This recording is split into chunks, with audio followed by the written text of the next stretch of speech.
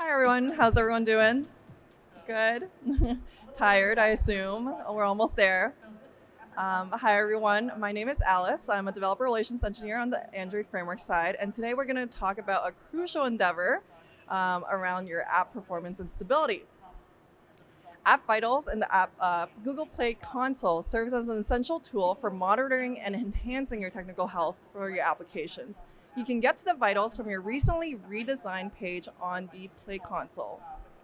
Historically, the most important metrics in App Vitals, the core app metrics, have been primarily focused on stability, user perceived crash rate, and user perceived ANR rate, application non responding.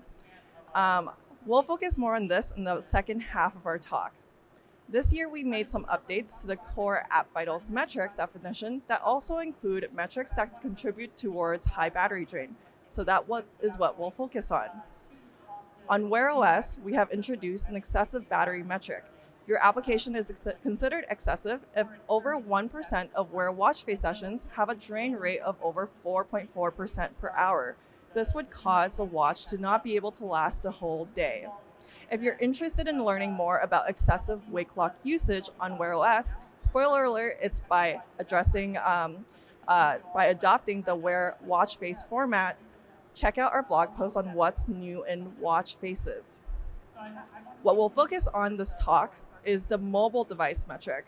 We have introduced an excessive partial wake clock metric, currently in beta. In the current metric definition, the Android Vitals reports partial wake clocks as excessive when all wake clocks accumulated while running in the background run for 3 or more hours in a 24-hour period for more than 5% of app sessions. I should caveat that this metric is in beta, which means that the wake clock metric will evolve over time and will also include wake clock usage while the app is in a foreground service state.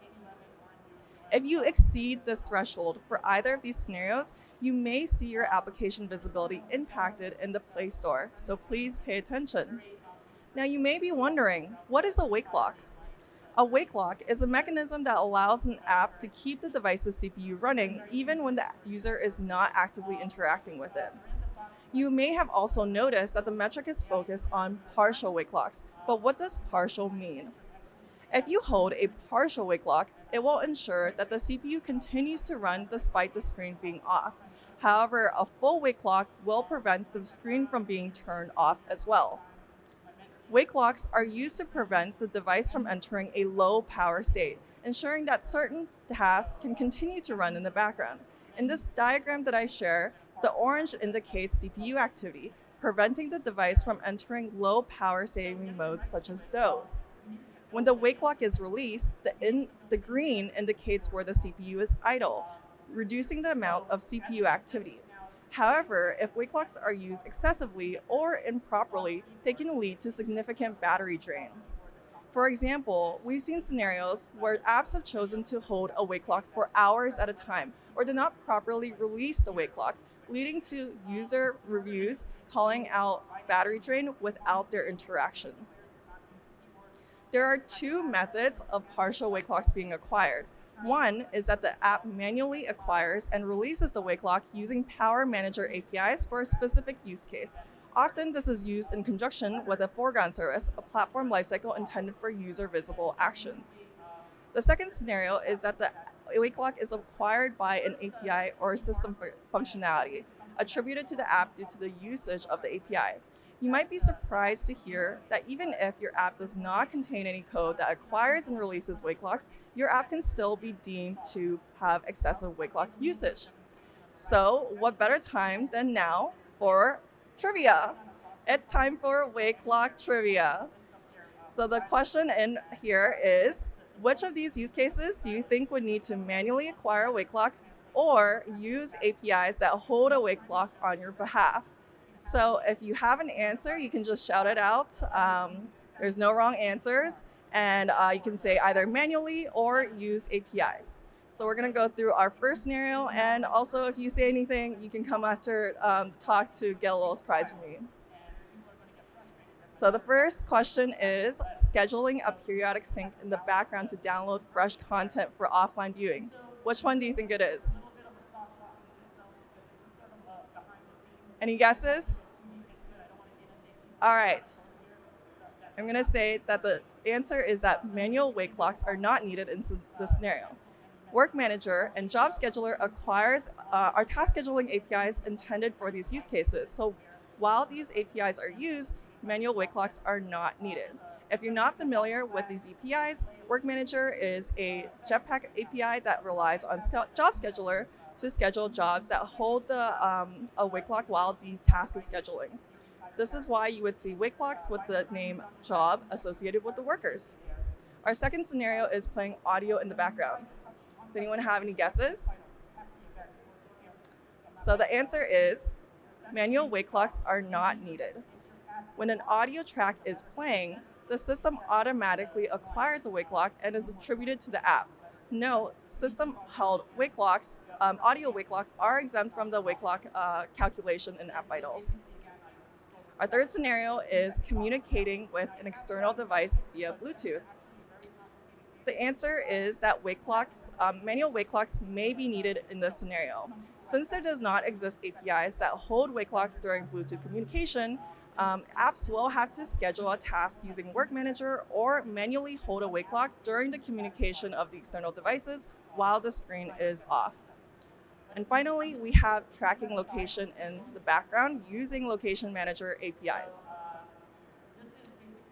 The answer is that manual wake clocks are not needed. When a location event is received in Location Manager, a wake clock is held to alert the device for a brief period of time. Thankfully, this extremely nuanced information is not something you need to memorize. You can reference this newly created documentation on identify wake clocks by other APIs in our documentation. So before we move on to debugging wake clock usage, let's go over 3 questions that you should ask yourself before proceeding with wake clock usage. The first question is, have you considered alternative options? As I previously mentioned in the quiz, there may be a lot of scenarios why manual wake clocks are not necessary. So let's go over this handy flowchart to help you decide whether or not to use a Marshall wake clock. First, does the screen need to stay on? If so, what you're looking for are APIs to keep the screen on, not a partial wake clock. The next question is, does the application require a foreground service? If not, you do not need to acquire a wake clock. Is it detrimental to the user experience if the device were to suspend during the action? For example, updating a notification once a user has woken the device is not a task that should require a partial wake clock. If it can be a detrimental experience, such as communicating with external device, then we move to our final question. Is there already an API, such as Work Manager or Location Manager, as mentioned in our quiz, that is keeping the device awake on your behalf? After you've gone through all of these questions, you should only be acquiring a wake clock manually once you've arrived at this answer. Suppose you reach the decision to acquire a manual wake clock, you should also confirm, are you naming the wake clock correctly? Make sure that you leave out any personally identifiable information, such as email addresses, and if the device detects the PII, then it is logged as unknown, which is difficult to debug. Make sure you don't name your wake clock with a class or method name that is programmatic. If you try to get the name programmatic, it might be obfuscated with tools like ProGuard. Instead, use a hard-coded string. And finally, don't add any counters or unique identifiers to the wake clock. Using this will cause the wake clock name to be different every single time. Keeping it the same will allow the system to aggregate each method's wake clock usage. And one final question you should ask yourself, is the acquired wake clock always released? While the concept sounds simple, it can be tricky in practice. Here's some code that I've written to acquire and release a wake clock after doing some processing. But upon further inspection, the wake clock can get acquired and never released in the scenario. Can you guess why? The issue is that if an uncaught exception is thrown, the wake clock release will never execute. Instead, I should do something like this, where I have a try finally block and to ensure that I always release the wake clock even if an exception is thrown. Another thing I can do is add a timeout to the wake clock to ensure that the wake clock always releases after a certain period of time. So Even with our best intentions, we can still arrive at excessive wake clock usage. So let's figure out how to debug this. Suppose you log onto your App Vitals dashboard and you see the following alert. Oh no, Play has found that your app has excessive wake clock usage. So what now? We're gonna run through two scenarios based off of real life examples where we've seen developers encounter excessive wake clock usage and talk about the tools to debug these issues. Number one will be a simple scenario involving updating the weather, and number two will be a more complex scenario related to a health app. In this first scenario, I built a weather app that periodically updates the weather to display in a notification or widget format. Unfortunately, something is causing excessive wake clock usage. The Vitals partial dashboard looks something like this. I can see that 11.59% of overall sessions are excessive, which greatly exceeds the 5% threshold. However, this doesn't give me a lot of information to start debugging. Fortunately, I can switch over to this other dashboard, Stuck Partial Wake Locks, within the App Vitals page for more information. If you're wondering why there are two wake lock metrics, we're working on combining this for the general audience launch. Within the Stuck Partial Wake Lock dashboard, I can see a list of all the wake lock names associated with this app. In this scenario, I have a wake lock name called Job, Package Name, System Job Service, and the Android X package. So if you've been paying attention and remember that Work Manager uses Job Scheduler, which holds wake locks for the duration of your task, then this is where we are going to start. I've narrowed down some use cases using Work Manager that I might be contributing to the problem. So I'm going to switch over to my demo, and I am going to open up. I'm going to have to look while I do this. So, all right, I'm just going to cheat and open up my app inspection. And you can see here that there is a thing called Background Task Inspector that I have been running while using this app. We're gonna see what kind of jobs are running, and we can see that there are quite a few that have failed. So let's click on them to figure out what's going on. We can see that this job is called the Weather Sync Worker, and there is, for whatever reason, it has failed. And we can also check out what the continuation graph is to figure out what started the worker to help us better debug. In this particular scenario, what has happened is that I have a worker that is timing out too much because it is reaching the 10 per minute threshold. I believe that this is the culprit of what is happening. There might be something that is causing the worker to stop running. All right, I'm going to switch over. Now, this tool seems like a great way to debug Work Manager related reasons. But what happens if I'm seeing multiple attributions due to other APIs that are hard to isolate? In scenario number 2, we're debugging an app that is much more complex. There is location tracking, Bluetooth communication, device sensors, as well as work requests that run in the background. When I go over to my Stuck Partial Wake Lock dashboard, within the list, we're going to see a long list of wake lock names. Some of the wake lock sessions in this scenario are System Foreground Lock, Location, and also Health App Sensor Wake Lock. In order to debug these wake locks, we're going to record a system trace and inspect the trace using an analysis tool called Perfetto. A system trace is a powerful debugging and performance analysis tool that allows developers to capture detailed recordings of system activity over a period of time. It allows us to provide insights around how the application interacts with the operating system and device hardware, helping you identify and resolve performance bottlenecks. What can a system trace capture? There are a lot of information, so let's go over a few of these. We can capture the CPU activity to understand changes in CPU cores and their states and switching between active and sleeping state. We can understand how your application manages multi-threading. These traces help you understand the state of each thread and any slices that have been added by either the system or the app. We can understand network activity to understand when network packets are being sent and received.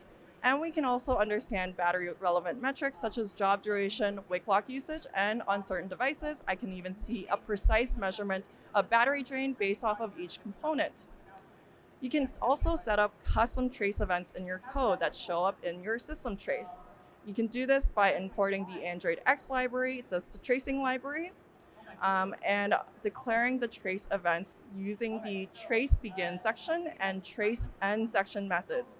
I recommend using this to section areas with high processing that you want to investigate further. For example, if you have CPU heavy processing of data. So for this particular scenario, I've already collected a system trace manually of the health app, and I'm going to use Perfetto to open up the trace. Perfetto is a platform instrumentation and analysis tool, and it helps developers visualize how their app and other system processes behaves. There are many ways to capture a system trace. For example, the system trace command line tool, the Android Studio CPU profile, or my personal preference is using the Perfetto UI, where I have a number of configurations that I make prior to recording the Perfetto trace. You can also choose to manually record the trace from your developer options on your device. So whichever you pick, ensure that you are collecting the Power A Trace category so that you are able to view the Power Trace tracks that I will analyze further in this demo, which is enabled by default on Android Studio and in the developer options. So I'm gonna go switch over to my next demo. And this is what a trace looks like. So you can see that there is a lot of information here. We have some CPU information to see like what other processes are happening on the CPU. We can also see, I'm having a hard time reading this.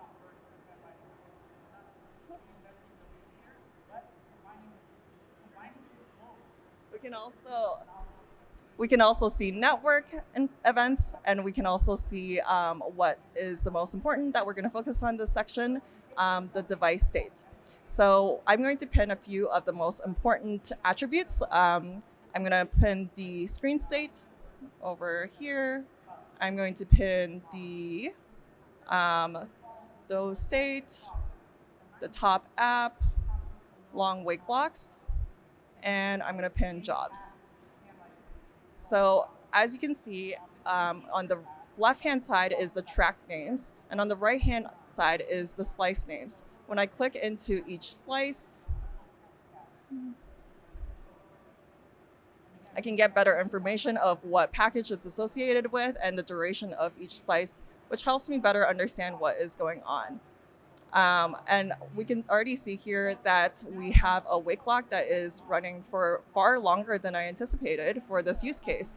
The help app sensor wake lock is basically being called for the entire duration of my use case, and I can probably reduce the duration of this wake lock and only use it when I'm actually collecting sensor data.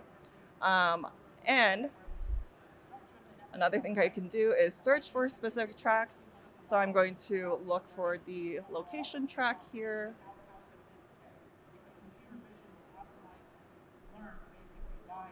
And we're gonna also pin this wake lock track. This has all of the various wake locks. The other one just has the long wake locks, and I can zoom out to see the fact that there are a lot of location wake locks being held and these like little slices all over the app. Right, I'm gonna switch over back to slides. So while this is really helpful, if I only have one system trace to look at, it isn't very scalable if I collected many. So I'm going to leverage a feature in Perfetto to do some additional SQL analysis to help me identify problems quickly. Oh, whoops.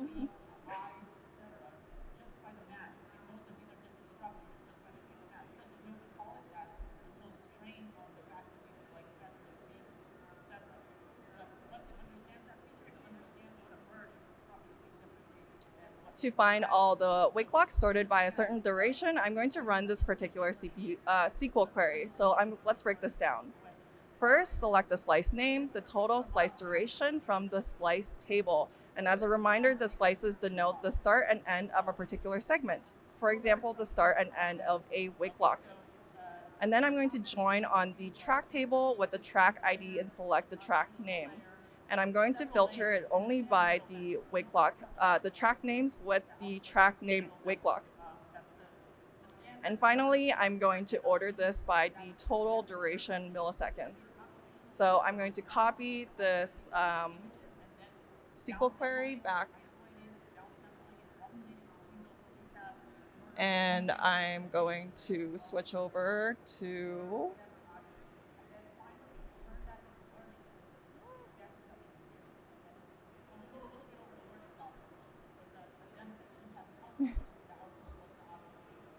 all right, so I ran the SQL query, and I'm going to now see a list of wake lock names.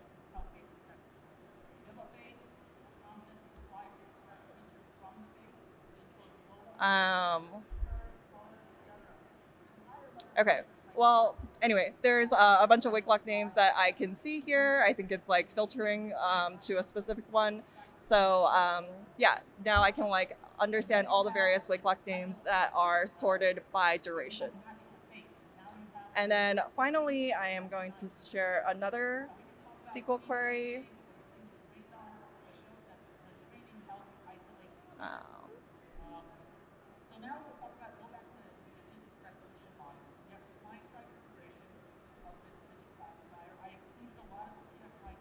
so this one is going to now collect all of the various process trace threads that are happening on my specific process. And you can see all the various places where there is processing happening, and it is sorted by the duration. So this gives me a better understanding of exactly which threads might be causing a lot of CPU operations, and I can investigate further.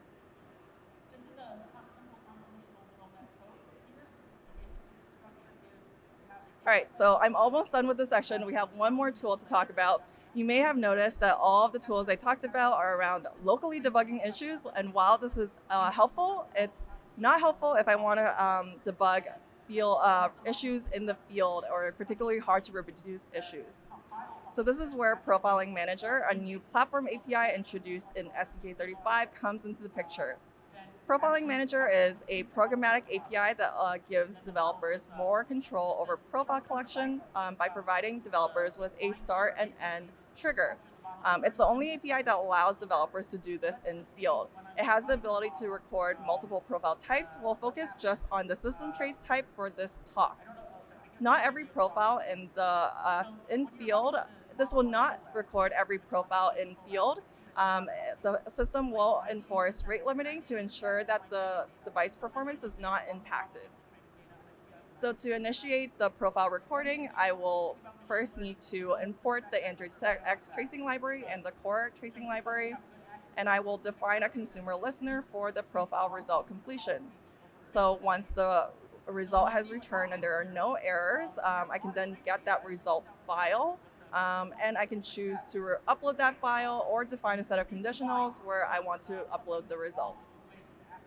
The actual request looks like this. I suggest calling this right before you would anticipate heavy wake lock usage.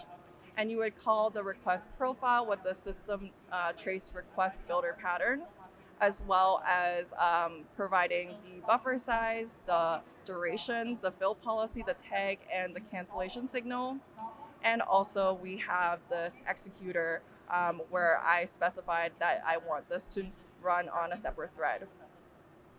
So to stop the profile, I just need to call cancellation signal.cancel. For example, you can stop the profile after releasing the wake lock. So the profile will be stored into your apps directory. If you're locally debugging, you can pull this profile trace to inspect further. The profile will have the identifying tag, the date, time, and also when the trace was captured. And if you are locally debugging using Profiling Manager, it might be handy to use the debug signals as well to bypass the rate limiter to ensure that every trace is collected, as well as this other command to ensure that unredacted file traces are collected as well. So if I switch over to my demo,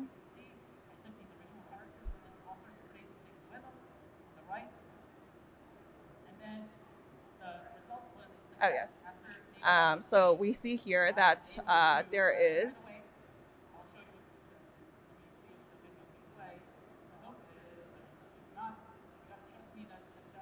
This is what the profile trace looks like. The one thing that is different here is that a lot of the CPU traces are now going to be redacted. You're not going to be able to see what is happening on other processes while this profile is collected. And you can also run a lot of the queries that I just ran as well. So switching back to the slides. So that's all I have to share around core vitals around wake lock usage. We learned about excessive partial wake lock metric, leveraging best practices using alternative solutions, naming the wake lock correctly, and always releasing the wake lock.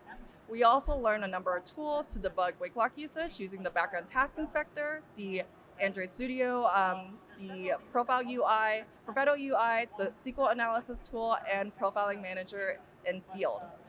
So now that we covered the core app vitals, we're going to focus on the existing core vital metrics on stability. So in the past few releases, we've been super focused on improving APIs to supercharge your ability to debug hard to reproduce issues and further optimize your application. We recently added application start info in SDK 35, which is valuable for debugging performance bottlenecks at app startup and provides information on why your application started. We also have been improving application exit info available in SDK 31, which gives us valuable process death information for debugging native crashes and ANRs. And since ANRs are so notoriously hard to debug, let's dive into it. So your dashboard might look something like this, where your ANR rate is over the threshold of 0.47%. And here is a confusing ANR that we've seen a lot of developers struggle with: input dispatching timeout. So this is what I'm feeling when I see this ANR. It's completely unuseful, and I'm not sure how to reproduce it locally on my device. So how can I debug this error? First, we have to understand what it means when an ANR occurs. An ANR usually occurs when a thread is unresponsive or taking too long to process. In order for us to know which thread to debug, it would depend on the corresponding ANR. So I grabbed here is a chart that I've grabbed from the ANR documentation to understand the various ANR types and where you should look when you're looking for an unresponsive thread. For most ANRs, including the input dispatch timeout, you should be looking at the main thread to understand what is occurring on the main thread at the time of ANR. Now, I just need to figure out the call stack when the ANR occurs and look at the main thread. We can use application exit info to help me parse what happened at the time of process death. So let's see how we do that.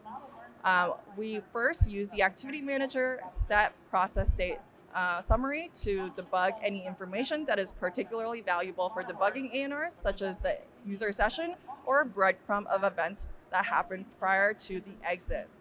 And then at a regular interval, for example, at application cold start, we would get the historical process exit reasons to understand what the most recent app exits are. These exit reasons can include all process death reasons, including ANRs, Java crashes, native crashes, user or system force exits. And so we can iterate through this list of reasons and filter it only by ANRs. And we're going to get a few information. So some information that might be valuable is the timestamp and also the process importance to help us understand whether or not the process was in a visible state, a foreground service state, background service, or cache state when the process death happened. We also, most importantly, want to get the process state summary with the debug information we're provided, and as well as the tombstone screen. This tombstone screen gets the snapshot of every call stack during the process death. So this is every single thread and this call stack snapshot. And then we want to upload this info to a cloud service for processing. So if you don't want to do this and collect all of this info and then compile it on a cloud service, you're in luck, because we also have something that is more simplified in the App Vitals dashboard.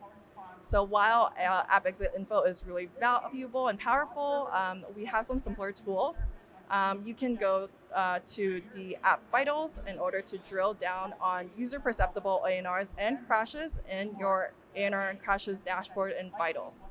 So locate the ANR that you're debugging and click the blue arrow to view further details. When you drill down into the issue in App Vitals, you might see some valuable insights that help you better understand why the ANR can be happening. For example, in this scenario, there are 2 reasons for the ANR, one of which is a lock contention. This means that the main thread is trying to call a method that acquires a wake lock that is already being held by another thread. Another potential issue is the issue of slow UI layout render, where the main thread is busy computing a complex UI layout. The great part about these insights is not only do they identify the problem, they're able to provide a recommendation on approaches to fixing the issue. For example, with the slow UI layout, it recommends reducing the number of UI hierarchies and test UI jank using the Jetpack Jank Stats library. So we can see further explanation in the first ANR issue where you see the lock contention. And also when you scroll further down, you will be able to see that it is being held by thread number 24. So in this particular issue, the fix that I should pursue is to try to reduce the amount of computation during this method call or pull the compute method out of the main thread and into a separate thread. So this information is all available in our documentation on Diagnose and Fix ANRs, which offers valuable insight into ANRs, their errors, and why they occur. So we have one final tool to help you debug ANRs. Sometimes figuring out what the call stack is at the time of process death is not enough information for us to understand why the ANR occurred, and would be preferable if you understood what was happening prior to the death of the process. This is why you may want to consider using system-triggered profiling. This is a new profiling manager capability that was just introduced in Android 16, Compile SDK 36. And remember what I previously talked about, where with Profiling Manager, you would need to initiate profiling manually using a start and end trigger. This makes it impossible for certain scenarios, such as process exit scenarios. Fortunately, with the new System Profiling API, we help you define these start and exit points. So you just need to register for a specific ANR type, such as ANR. There is also App Startup, and it will automatically collect the profiling sessions. So let's take a look at what the code looks like. The code would basically require you to define a profiling trigger and trigger the type ANR. And then you would want to register for all profiling results, as well as providing the executor thread, as well as the result listener that we previously seen in the Profiling Manager definition. So I'm going to skip through the demo. It will look very similar to the system trace that we collected previously. And that is all from me for learning how to improve your app stability, where we learn how to debug ANRs using the application exit info to record process death information, leverage App Vitals to understand insights as to why ANRs occur, and leverage ANR documentation, as well as the system-triggered profiling API. So everything that we talked about can be found in these links or by continuing a conversation with me. And thank you so much for attending this talk and listening to all I have to share. And also I have pins, so if you come talk to me, I'll give them out. All right, you can ask me any questions now.